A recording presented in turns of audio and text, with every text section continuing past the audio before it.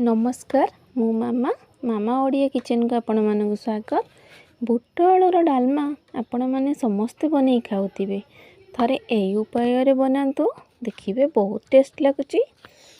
प्रथम pressure cooker रे तेल गरम कर देछि फुटण तेजपत्र गोटे सुखिला लंका पकईदेला कि पियाज काटिक रखी पकईदेली अदा रसुण छेचिकी रखी पकईदेली किछि टमाटर कटा लुण हलदी लंका गुंड गरम मसला जीरा गुंड धनिया गुंड पकईकी गोलई दबा।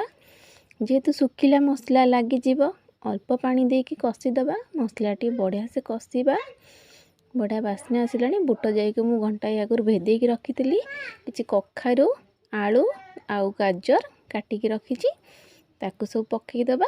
प्रथम जाइक पकईदबा परिवा पकईदबा बढ़िया से कषिदबा अल्प समय कषिबा परे पानी देदबा।